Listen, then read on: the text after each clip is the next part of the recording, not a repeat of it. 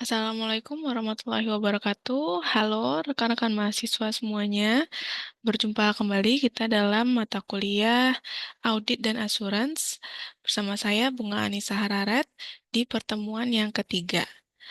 Di materi kali ini kita akan membahas terkait topik tanggung jawab auditor. Silakan disimak penjelasan melalui PPT ini ya.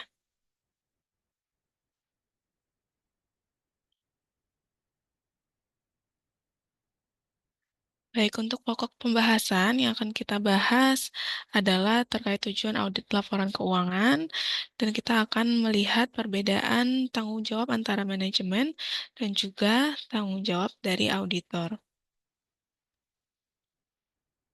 Nah, kita coba membahas terlebih dahulu tujuan dari audit laporan keuangan. Audit laporan keuangan ini bertujuan untuk meningkatkan tingkat keyakinan pengguna laporan yang dituju melalui pernyataan suatu opini oleh auditor tentang apakah laporan keuangan disusun dalam semua hal yang material dan sesuai dengan suatu kerangka pelaporan keuangan yang berlaku. Nah, dalam hal ini berkaitan dengan standar audit 200. Nah, hasil dari suatu audit itu adalah berupa laporan yang memuat pernyataan suatu opini. Nah, berikutnya kita masuk pada perbedaan antara tanggung jawab dari auditor dan juga tanggung jawab dari manajemen. Nah, kita coba pahami terlebih dahulu batasan-batasan tanggung jawab antara manajemen dan auditor di dalam audit laporan keuangan. Nah, di sini teman-teman bisa melihat bahwa tanggung jawab dari manajemen diantaranya adalah menyusun laporan keuangan sesuai dengan kerangka pelaporan yang berlaku. Nah, di sini artinya adalah bahwa yang bertanggung jawab untuk menyusun laporan keuangan adalah pihak manajemen. Kenapa? Karena manajemenlah yang paling mengetahui mengenai aktivitas perusahaan, dan manajemen juga yang menentukan standar akuntansi apa yang digunakan untuk menyusun laporan keuangannya. Nah, tanggung jawab yang kedua adalah menyajikan laporan keuangan yang wajar. Untuk bisa menyajikan laporan keuangan yang wajar, manajemen harus memiliki pertimbangan yang sehat terkait dengan prinsip kehati-hatian, sehingga akun-akun di dalam laporan keuangan itu dapat disajikan secara wajar. Katakanlah itu dia tidak under value maupun over value. Kemudian, tanggung jawab yang ketiga adalah menetapkan dan menerapkan pengendalian internal. Dengan adanya pengendalian internal, penyusunan laporan keuangan diharapkan akan bebas dari salah saji material, baik yang disebabkan oleh kesalahan maupun kecurangan. Dan yang keempat, pihak manajemen harus terbuka kepada auditor untuk bisa mendapatkan eh, informasi-informasi selama proses audit. Nah, kesimpulannya adalah tanggung jawab atas laporan keuangan itu terletak pada manajemen dan pihak yang bertanggung jawab atas tata kelola. Nah, selanjutnya adalah kita lihat apa saja tanggung jawab dari auditor. Nah, auditor bertanggung jawab untuk memperoleh keyakinan yang memadai tentang apakah laporan keuangan secara keseluruhan bebas dari kesalahan penyajian material, baik yang disebabkan oleh kecurangan maupun kesalahan, sehingga memungkinkan auditor untuk menyatakan opini terkait laporan keuangan. Dan yang kedua adalah melaporkan atas laporan keuangan dan mengkomunikasikan temuan-temuan auditor.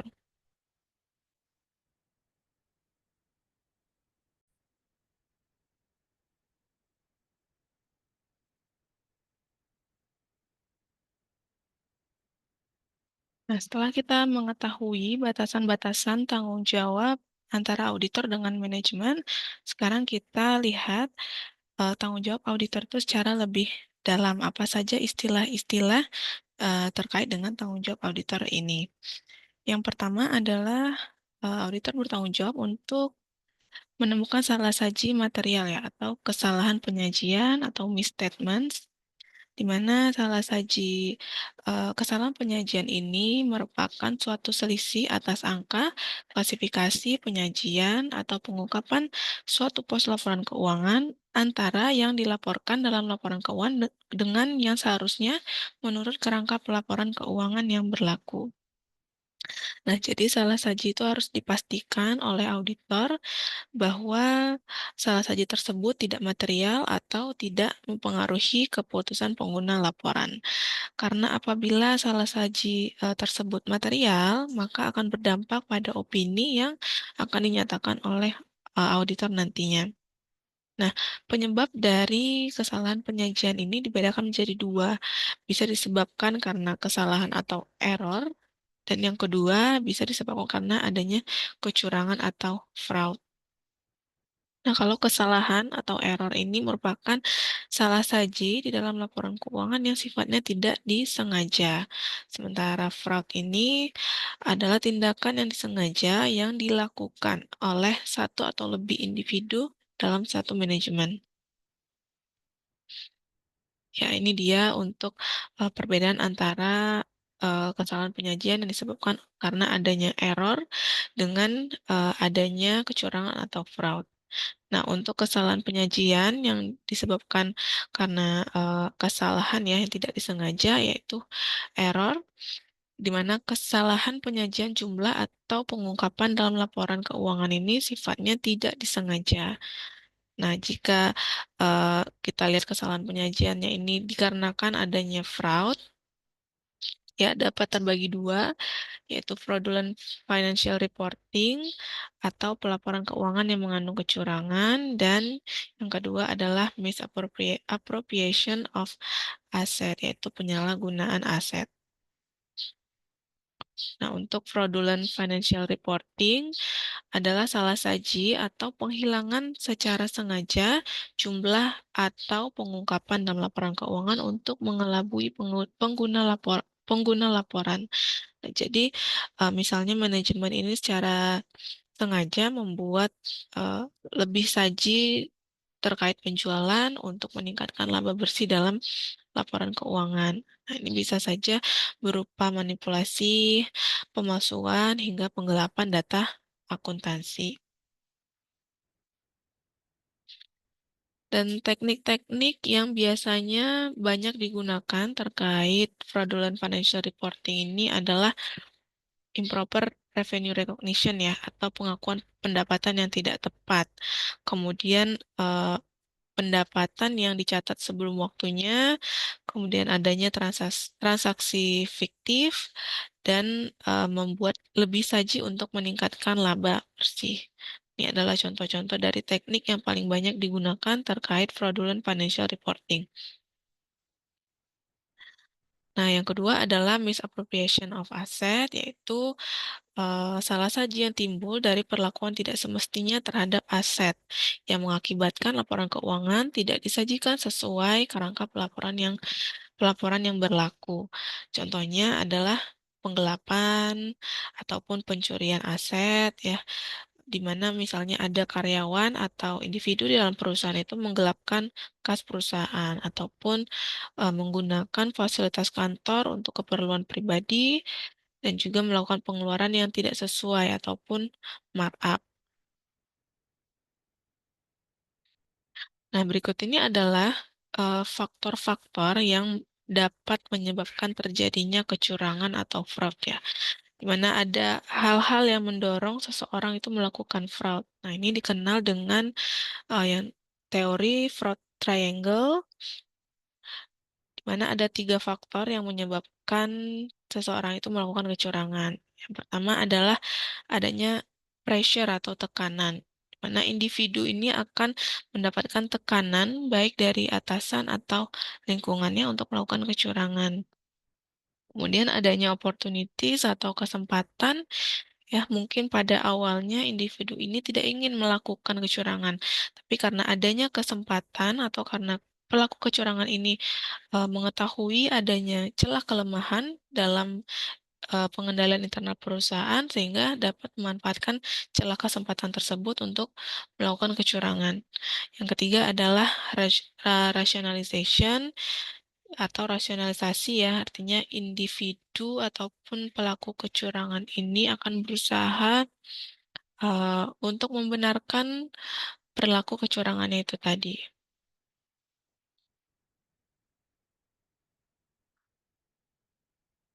Nah, kemudian tanggung jawab auditor yang berikutnya ya, yang kedua ini adalah bertanggung jawab untuk memperoleh keyakinan memadai atau reasonable assurance. Apa itu keyakinan yang memadai atau reasonable assurance?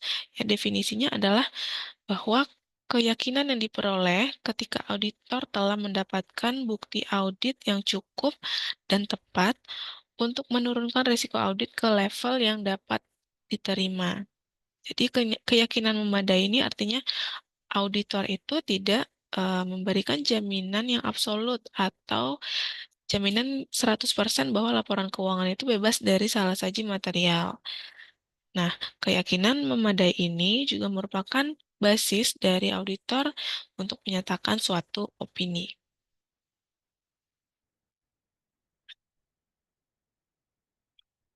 Nah, jadi auditor itu hanya bisa memberikan keyakinan yang memadai ya jika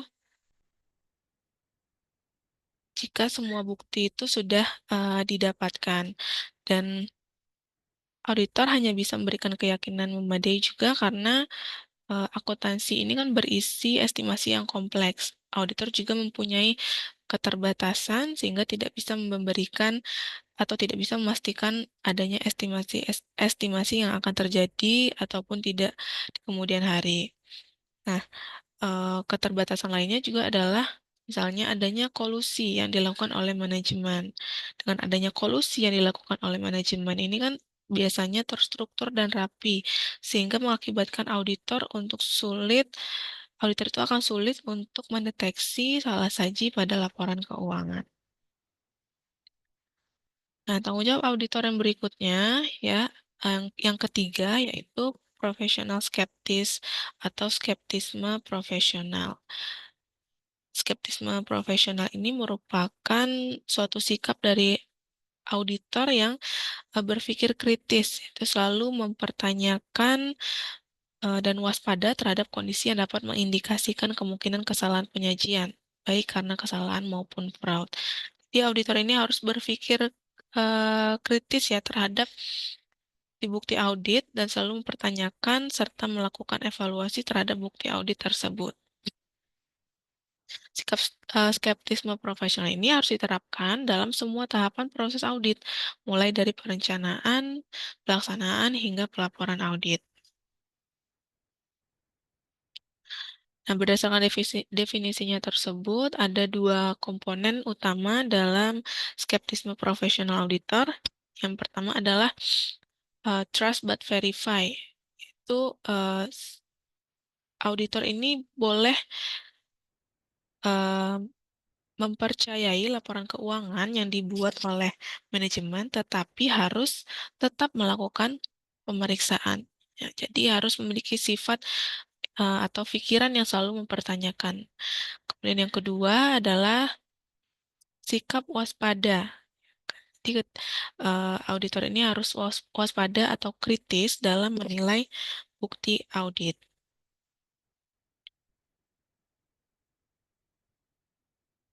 Nah, tanggung jawab auditor yang keempat adalah professional judgment atau pertimbangan profesional.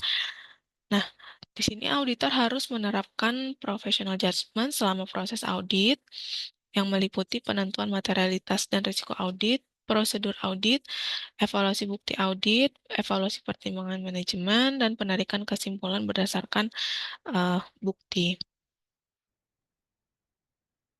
Dan auditor juga harus memiliki kompetensi dalam membuat professional judgment yang diperoleh melalui pelatihan, pengetahuan, dan juga pengalaman.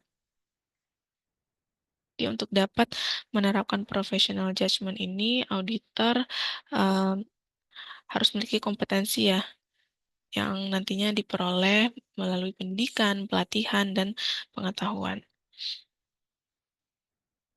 Kemudian tanggung jawab auditor yang kelima adalah terkait dengan tanggung jawab atas perundang-undangan. Nah, di dalam standar audit 250 menyebutkan bahwa standar audit 250 ini akan membantu auditor dalam mengidentifikasi kesalahan penyajian material yang disebabkan oleh ketidakpatuhan terhadap peraturan perundang-undangan. Nah, namun auditor tidak bertanggung jawab untuk mencegah dan tidak dapat diharapkan pula untuk mendeteksi ketidakpatuhan terhadap semua peraturan perundang-undangan. Nah, tanggung jawab atas perundang-undangan ini merupakan suatu tindakan, misalnya penghilangan atau tindakan kejahatan oleh entitas ataupun perusahaan yang disengaja ataupun tidak, yang bertentangan dengan peraturan perundang-undangan yang berlaku. Nah, hal ini dapat berdampak atau mengakibatkan dampak terhadap laporan keuangan, baik itu secara direct ya, ataupun secara langsung maupun secara tidak langsung. Kita coba lihat untuk eee, direct illegal acts-nya atau yang berdampak secara langsung ya, tindakan pelanggaran hukum yang berdampak langsung terhadap jumlah dan pengungkapan dalam laporan keuangan. Nah, ini, berkaitan misalnya terkait dengan, undang-undang pajak ataupun manipulasi pajak. Nah, ini adalah pelanggaran yang berdampak langsung terhadap laporan keuangan. Lalu untuk, dampak secara tidak langsung atau indirect ya, peraturan perundang-undangan yang tidak mempunyai dampak langsung terhadap jumlah dan pengungkapan laporan keuangan, namun berdampak pada aspek operasi bisnis, dari entitas, going concern, ataupun adanya sanksi berat. Nah, jadi, ketika auditor itu dihadapkan terhadap ketidakpatuhan atas peraturan perundang-undangan, auditor dapat merespon ya, di antaranya dengan memperoleh, pemahaman umum tentang kerangka peraturan perundang-undangan yang berlaku dan bagaimana entitas itu harus memenuhi kerangka tersebut. Kemudian, jika, auditor menemukan, dampak yang secara langsung tadi ya, jadi auditor dapat merespon dengan memperoleh bukti yang cukup dan tepat terkait kepatuhan entitas terhadap peraturan yang berdampak langsung terhadap laporan keuangan. Nah, untuk dampak tidak langsung, auditor cukup melaksanakan prosedur audit tertentu yang dapat membantu mengungkapkan ketidakpatuhan terhadap peraturan yang mungkin berdampak material terhadap laporan keuangan.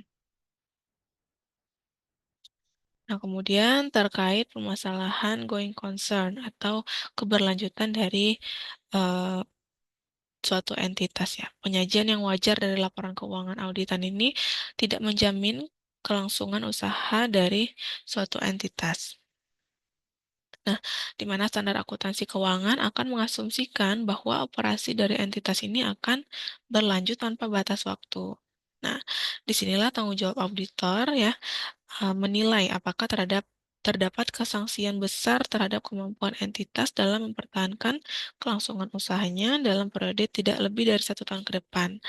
Dan juga auditor dapat bertanggung jawab untuk mengungkapkan dalam laporan auditor bila diyakini terdapat masalah going concern.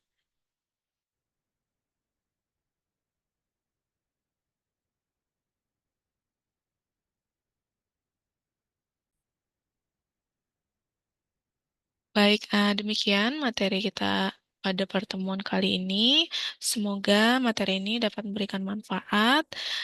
Sekian, terima kasih. Wassalamualaikum warahmatullahi wabarakatuh.